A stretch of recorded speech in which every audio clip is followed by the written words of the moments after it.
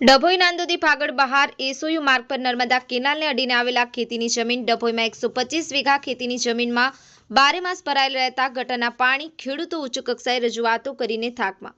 હવે તો ખેડૂત આંદોલનનો જ વિકલ્પ બચ્યો। 2016થી ડભોઈ નાંદોદી ભાગળ બહાર એસઓયુ માર્ગ પર નર્મદા કેનાલને અડીને સોનાની લગડી જેવી 125 વીઘા જેટલી ખેતીની જમીનમાં ડભોઈ નગરના ગટરના ગંદા પાણી બારે માસ ઘર કરી ગયા છે।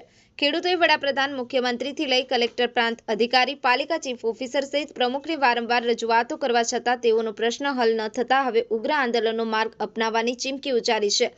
પરંતુ ડભોઈ તિલકવાડા રોડનું એસઓયુને લઈને થયેલ નવીનીકરણ સાથે આ ખેડૂતોની લગભગ 125 વીઘા ખેત જમીન પર 2016થી આ ગટરના પાણીના નિકાલની વ્યવસ્થા ખોરવાઈ જવાને કારણે હાલ પણ આ તમામ ખેત જમીન ગટરના ગંદા પાણીમાં ડૂબી રહી છે। ત્યારે ખેડૂતોએ તેઓની વ્યથા ઠાલવતા જણાવ્યું હતું કે 2016થી અમારા ખેતરોની આ જ હાલત છે। આ માટે આ તમામ ખેડૂતોએ એકત્ર થઈ વારંવાર લાગતા વળગતા અધિકારીઓને લેખિત તેમજ મૌખિક રજૂઆત પણ કરીને થાકી ચૂક્યા છે।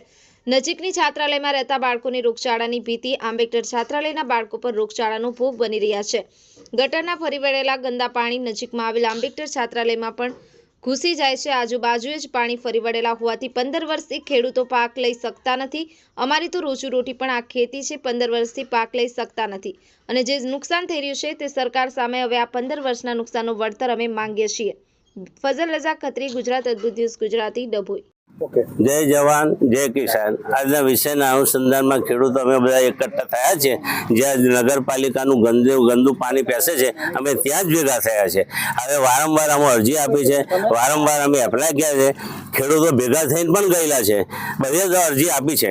દરેક જગ્યાએ કોઈ ટેબલ એવું નથી જ્યાં અમે નથી મળ્યા, પણ અમને કોઈ રિસ્પોન્સ આવતું નથી। કારણ કે આજે 10 વર્ષ થયા પાણી ગટરનું ફરી વળ્યું છે। એ બધું અમે જોઈ શકીએ છીએ, ખેડૂતો પણ તમે જોઈ શકો છો। પણ હવે અમારે શું કરવાનું, ક્યાં જવાનું, હવે અમારું કોઈ સાંભળતી નથી। બાકી જો આ નહીં મળે અમે ગાંધી ચિંતા માર્ગે આંદોલન કરીશું, જરૂર પડશે ઉપવાસ પર બેસીશું। આજ સુધી અમે લડાયક મોડમાં આવ્યા છે, હવે અમારાથી સરસ થાય એવું નથી। આ પાણી બંધ થાય એ જ અમારી વિનંતી। કેટલા વર્ષથી છે? લગભગ આ 9-10 વર્ષ તો થયા જ છે આશરે। 10 વર્ષથી કોઈ ઉત્પન્ન લીધું નથી। અધિકારીને પણ ખબર છે, અમે દરેક અરજી આલી છે, ઉપરથી સુધી PM ની પણ અરજી છે, CM ની પણ અરજી આલી, દરેકના પુરાવા અમારી પાસે છે। કેટલા વીઘામાં છે? 125 વીઘા જમીન ઓછામાં ઓછી બગડે છે। કેવું પાણી છે? બિલકુલ ગંદુ પાણી, બિલકુલ ગંદુ। માણસ તો નહીં પણ ઢોર પણ ના પૂરે એવું ગંદુ અમારી, અને પીએ તો ઢોર પણ મરી જાય। મરી ગયેલા છે અત્યારે આ પોઝિશનમાં છે, તો પાણી બંધ થાય એ જ અમારી અરજ વિનંતી। જય જવાન જય કિસાન। અમો નાદોદી ભાગના ખેડૂતો તિલકવાડા રોડ પર 150 વીઘાનું ખેતર છે અમારે, 35 ખેડૂતોનું। નગરપાલિકાનું ગંદુ દૂષિત પાણી છેલ્લા 10 વર્ષથી ભરાય છે। આ વીંગામાં 1 પણ રૂપિયાનો પાક કરી શકે એવી હાલત આજે પણ નથી, 10 વર્ષથી એવી હાલત છે। તો હવે અમારે કરવાનું શું?